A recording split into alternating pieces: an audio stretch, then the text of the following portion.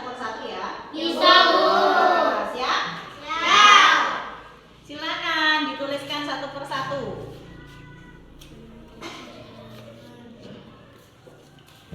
Cukup satu. Sudah selesai menuliskan kesepakatan apa yang ingin kamu sepakati di kelas kita? Silakan, boleh ditempelkan secara bergantian ke papan tulis. Yang sudah selesai boleh ditempelkan di sini di papan tulis. Ayo, Iyo, sudah? Ayo, Bu. Ya, ke sini boleh ditempelkan.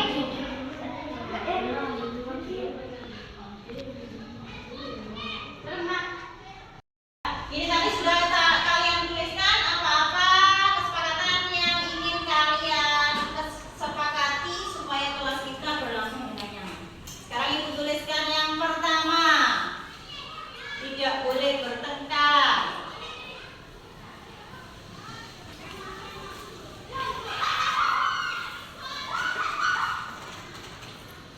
Kemudian tidak boleh merusak kelas.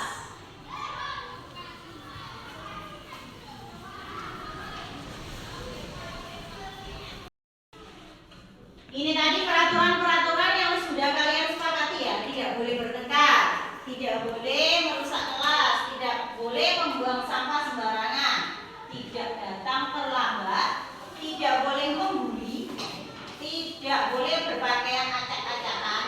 Kalau keluar kelas harus minta izin terlebih dahulu. Ini namanya adalah peraturan kelas. Nah, peraturan kelas ini tadi kita atau akan ibu ubah menjadi kesepakatan. Kesepakatan itu apa? Kata-kata yang sudah kita sepakati supaya kelas ini menjadi lebih nyaman. Ya. Yang pertama, tidak boleh bertengkar. Kalau namanya tidak boleh bertengkar itu berarti harus hidup saling rukun. Rukun sesama teman.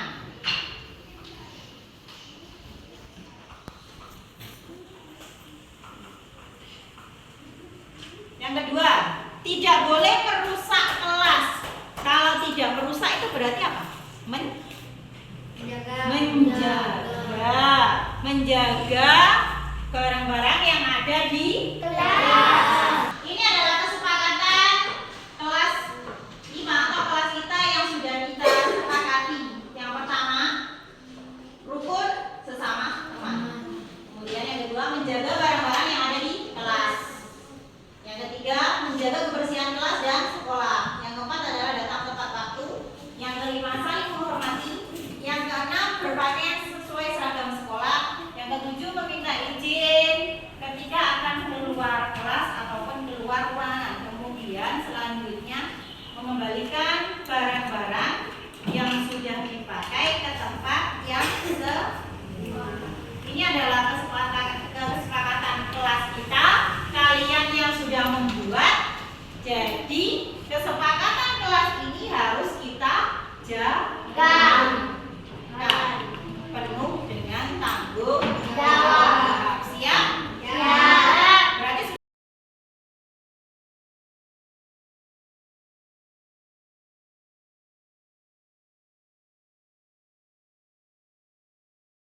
Assalamualaikum warahmatullahi wabarakatuh. Waalaikumsalam warahmatullahi wabarakatuh. Baik, terima kasih Bapak Ibu. Hari ini dengan semua ada di sini. Mohon maaf, saya meminta waktunya sebentar. Hari ini saya akan peribahasan modul 1.4 pada guru penggerak, yaitu tentang budaya positif yang ada di sekolah. Baik, seperti biasanya, sebelum kita ini mulai peribahasan ya, kita main game dulu. Jangan semua nanti silakan tirukan apa yang saya ucapkan. Tirukan apa yang saya ucapkan. Ayam-ayam, kambing-kambing. Ayam-ayam, kambing-kambing. Kambing-kambing, ayam-ayam. Kambing-kambing, ayam-ayam. Ada berapa ayam? 2. 4. Ada berapa kambing? 4. Baik, itu tadi game ya Bapak Ibu. Ternyata Bapak Ibu masih kurang konsentrasi ya. Saya tadi ngomongnya apa? Tirukan apa yang saya ucapkan. Seharusnya ketika saya bertanya,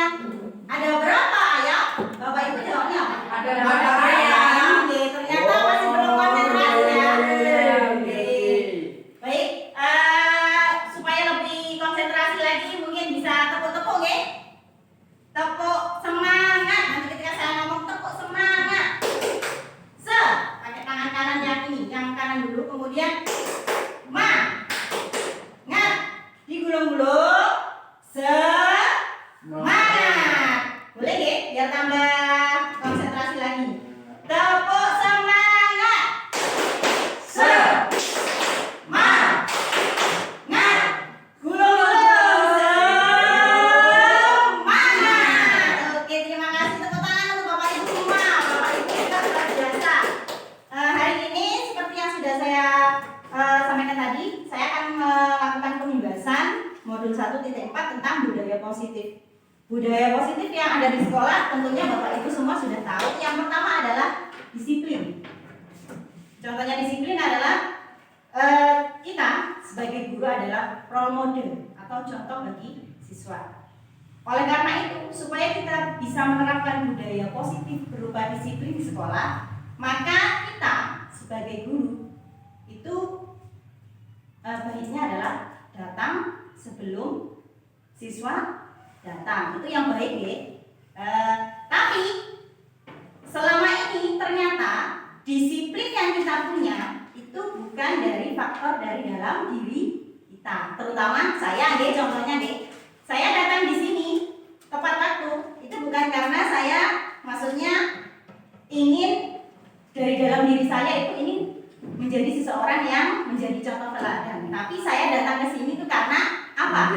Saya takut ceklok gitu. Kalau saya telat sampai ceklok ini bisa bahaya ini, bisa berimbas ke yang lain. Kemudian yang kedua apa? Saya sungkan sama Pak Ali kalau saya tidak datang pagi. Itu tentang disiplin. Tapi itu punya peran. Jadi dalam modul 1.4 ini ada peran guru di dalam pembelajaran. Yang pertama adalah sebagai penghukum, yang kedua adalah sebagai pemantau, yang ketiga adalah sebagai teman, yang keempat adalah sebagai manajer. Guru sebagai penghukum, saya contohkan. Ketika ada anak yang salah, guru sebagai penghukum itu akan tidak ada toleransi untuk kamu. Kamu salah ya sudah, kamu harus dapat konsekuensi ini. Ini yang kamu harus dapatkan berupa hukuman. Kemudian guru sebagai pemantau. Ketika ada anak yang salah, guru akan seperti ini. Kamu hari ini datang terlambat. Kamu tahu konsekuensi apa ketika kamu datang terlambat?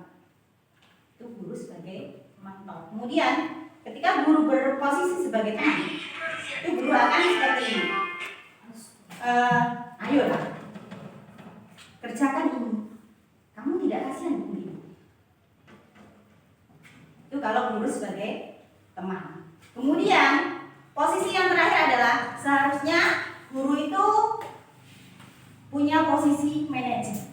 Contoh, ketika anak salah, tidak langsung menjudge anak atau tidak langsung bilang kamu itu anak, kamu itu salah, kamu itu bodoh, kamu itu anak tidak bisa.